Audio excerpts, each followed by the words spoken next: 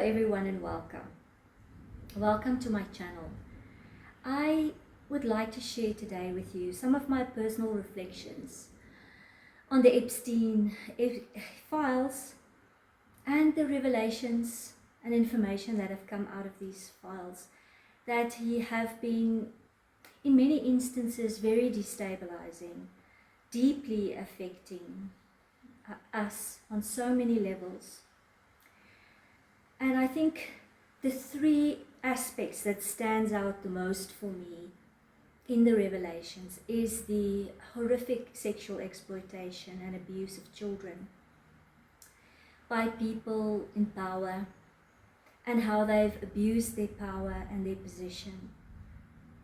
And secondly, the extensive corruption in government institutions and organizations worldwide. I think the shocking part of it is the extent to which it has been affected and affected us globally. And thirdly, the destabilization that we experience due to many of our spiritual leaders that have fallen from grace, or appear to have fallen from grace. People that we have looked up at as moral and spiritual pillars in our society. Now, for many of us, we have known about, or partially known about this for quite some time, but it has now flooded the media, and the information just seems to be all over social media. And it is clear from all this information and the revelations that, and we've known for quite a long time, that there is significant structural change that is needed in our society across all boards, whether it's law or politics, medicine, spiritual and religious institutions and their leaders. But for me, I want to ask the question where we place our focus when all of this destabilizes, when these old structures fall, when we see that reality is not what we thought it is, and that our leaders are not necessarily protecting society like we thought. And how do we use this information, and where do we place our focus? For me, the focus should be and stay and remain with the children and the protection of the children, and finding real and true healing pathways for them, and helping with their reintegration into families and into society, rather than focusing on the sensationalism of it and the arguments that it may cause. Who's on the list? Who was at the island? Who was not at the island? Who's going to fall next? And how are they going to be taken to task? So it really depends on how we use this information and where we place our focus. If we take these revelations in a clear and a calm way, and it helps us to reevaluate our foundational belief systems, what we believe, on whose authority we accept in our lives, and truly refine and distill how this information and how this revelation can help to bring positive change, not only in our own viewpoints, but in our society as a collective. So if you ask and you really look at your own inner belief systems, what do you truly believe? What is the foundation of that belief? And what does it rest on? Are your belief systems something that you've inherited, that you've just believed because of what your parents have said, what political leaders have said, what your teachers have said? Or are these belief systems and your core beliefs something that you have distilled through you doing your own homework, through research, through contemplation, through meditation, through checking and rechecking? Or have you just accepted what other people say is truth because you're overwhelmed with day-to-day living and just accepted truths and values and reputations on face value? So if this information makes us take stock of what we truly believe and looking at society in a different way, and taking this information to see how we can live in greater integrity, how we can become a more compassionate and just society, a society that is more heart-based, a society that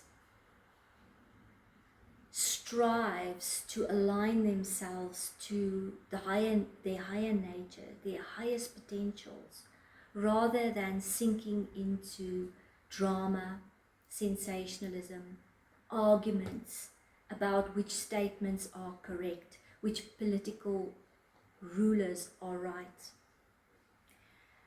I don't think it serves us to go deeper into polarization and division. I think that what this should do for us is help us cultivate and focus on greater awareness and inner discernment, taking up personal responsibility rather than just following the crowd.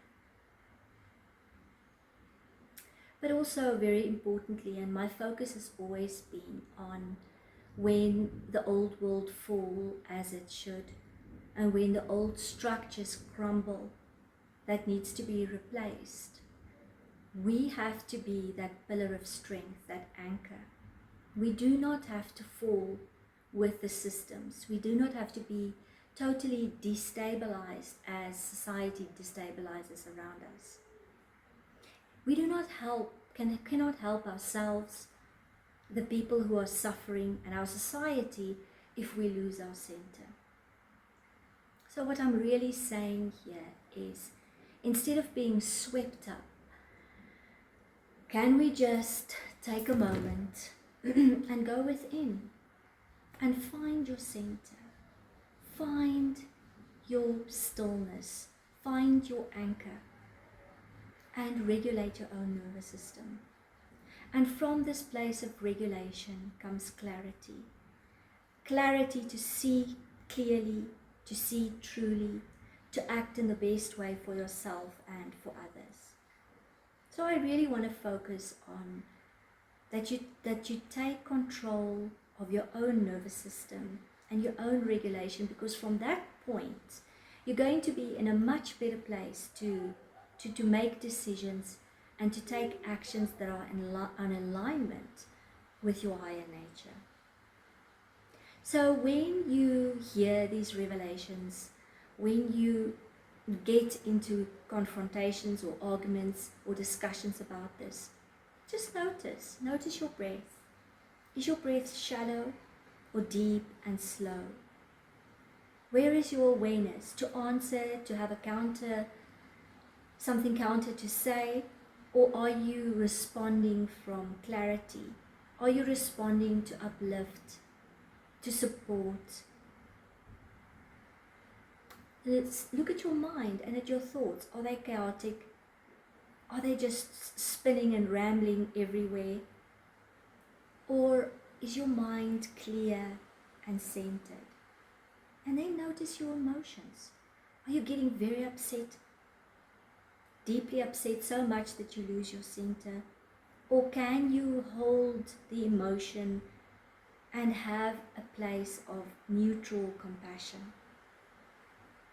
and unconditional love? And I know those are tough questions and high states of awareness to call upon. But that is what is being asked of us in this time of acceleration, is that we are called to a spiritual maturity, or an emotional maturity, or a mental maturity, instead of just getting lost in the fray, to take a stand of inner sovereignty, and in a place where instead of judging and just getting emotionally involved, to take a moment and pause and say, what is the most helpful action that I can take now? What is the most supportive thing that I can do for the whole, for the collective? So I'm going to turn over now and do some sound work to help us center, to help us ground, and to let the power of sound bring us back to our center so that we can act from that place of coherence and stillness and clarity.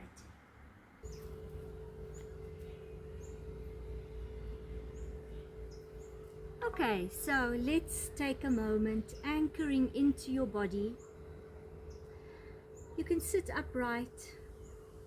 Take a deep, slow inhale through the nose and a long exhale. Again, a slow inhale and a longer exhale. Notice your body. Notice if there is any activation. Allow your breath to lengthen.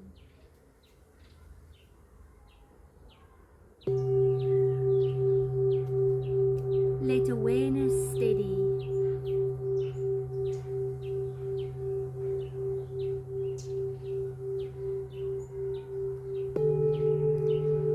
Let reaction soften into clarity.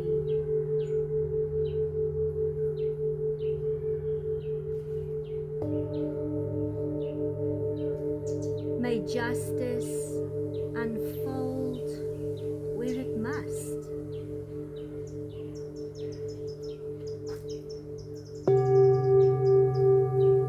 May the vulnerable be always protected.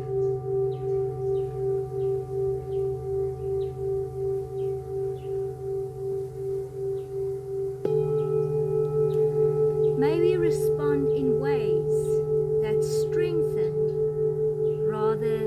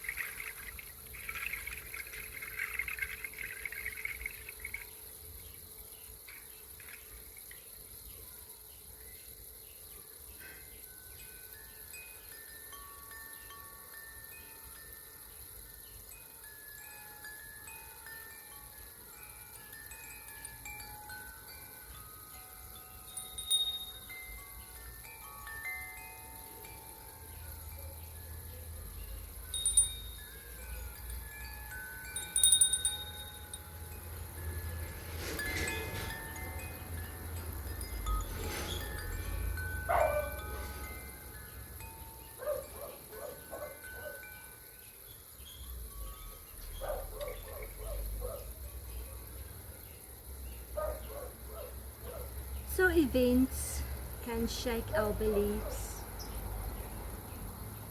There are noises and rumblings in the background, but we can take control of our nervous system. We can tune the noise out. The events do not have to take our center. What is being revealed cannot be unseen. But the question is now simple. Will we fragment, or will we mature?